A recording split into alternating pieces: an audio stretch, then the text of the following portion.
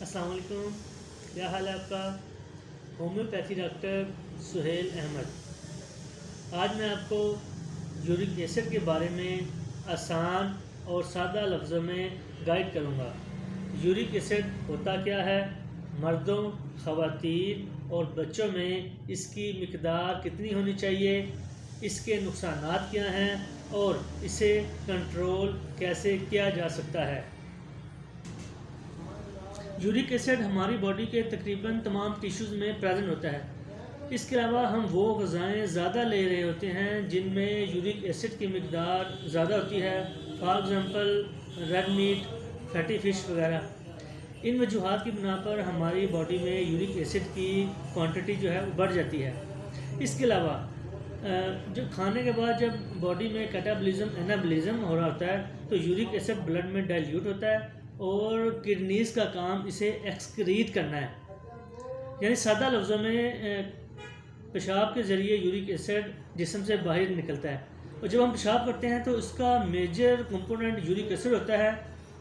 اگر کڈنیز کسی بھی وجوہات کی بنا پر یورک ایسڈ کو ایکسکریٹ نہیں کرتے تو اس وجہ سے بھی باڈی میں یورک ایسڈ کی مقدار بڑھ جاتی ہے اور ہم اسے ہائپر یوریسیمیا کہتے ہیں۔ سیکنڈ پوائنٹ ہے ہمارا، مردوں، خواتین اور بچوں میں یورک ایسڈ کی مقدار کتنی ہونی چاہیے۔ تو مردوں میں جو یورک ایسڈ کی مقدار ہے 3 to 7 ملی گرام پر ڈیسی لیٹر، یعنی 3 سے 7 ملی گرام پر ڈیسی لیٹر ہے، اور خواتین میں 2.5 to 6 ملی گرام پر ڈیسی لیٹر، اور بچوں میں 2 to 5.5 ملی گرام پر ڈیسی لیٹر، یعنی 2 سے 5.5 ملی گرام پر ڈیسی لیٹر ہونی چاہیے۔ یہ نارمل مقدار ہے۔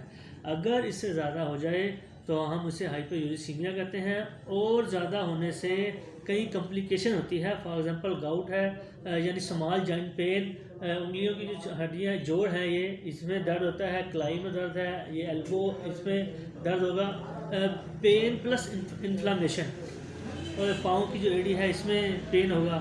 تو اس کو روکنے کا جو قدرتی طریقہ تو یہی ہے کہ آپ وہ غذائیں کم لیں جن میں یورک ایسڈ کی مقدار کم ہوتی ہے۔ کچھ لوگ اسٹیرائڈ یوز کر رہے ہوتے ہیں، اور اس کے علاوہ بلڈ پریشر کے جو پیشنٹ ہیں وہ ڈائیوریٹک میڈیسن یوز کرتے ہیں جو کہ پیشاب آور ادویات ہوتی ہیں۔ چونکہ سالٹ سوڈیم زیادہ ایکسکریٹ ہو رہا ہوتا ہے، اس کی وجہ سے باڈی میں یورک ایسڈ کی کوانٹٹی بڑھ جاتی ہے، جس کی وجہ سے ڈفرینٹ کمپلیکیشن کریٹ ہوتی ہیں، فار ایگزامپل ابھی جوائنٹ پین یا اور دوسری بہت سی۔ تو کڈنی اور یورک ایسڈ جو ہے میں اپنے نیکسٹ جو میرا لیکچر ہے اس میں بڑا تفصیل سے بتاؤں گا، آپ کو گائیڈ کروں گا۔ تو اگر آپ میں کوئی سوال پوچھنا چاہ رہے ہیں تو بلا جھجک کمنٹس میں آ کر پوچھ سکتے ہیں۔ سبسکرائب، لائک اور شیئر کیجئے۔ انشاءاللہ ملتے رہیں گے۔ Thank you very much.